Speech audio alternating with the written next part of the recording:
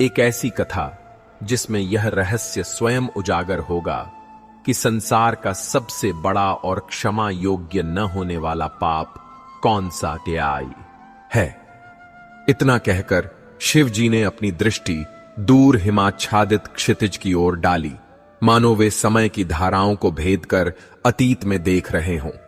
उनकी आंखों के सामने स्मृतियों का कोई अदृश्य द्वार खुल गया हो और त्रेता युग के दृश्य सजीव हो उठे। उनकी दृष्टि गहरी हो गई और उनके स्वर में एक धीमा सा कंपन आ गया, जैसे वे स्वयं उस काल में उपस्थित हों।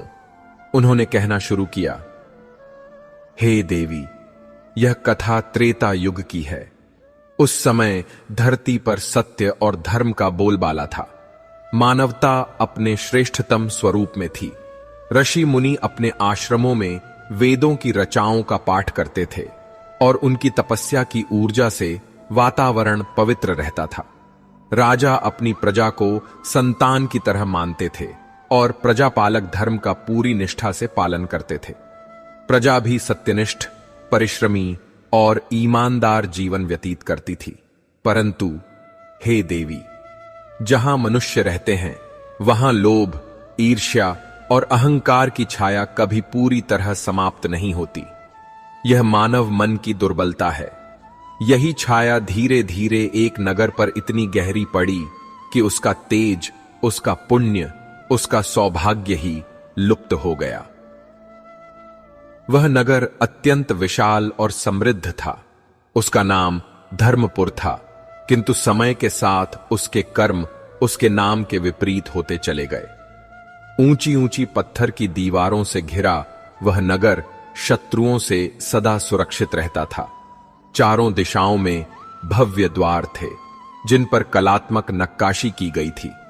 भीतर चौड़ी गलियां थीं, जिन्हें प्रतिदिन जल से धोया जाता था।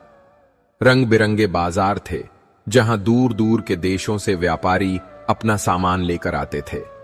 मंदिरों की घंटियों की मधुर ध्वनि और यज्ञ के पवित्र धुएं से वातावरण सुगंधित रहता था और सरायों में सदैव चहल पहल बनी रहती थी। नगर का राजा, जिसका नाम विक्रमसेन था, अत्यंत नामी और सामर्थ्यवान था। उसका यश दूर दूर तक फैला था।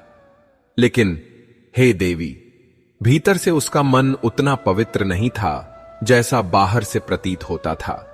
वह दिखावे में बड़ा दानी, न्यायप्रिय और धर्मात्मा कहलाता था। वह यज्ञ करवाता, ब्राह्मणों को दान देता और जनता के सामने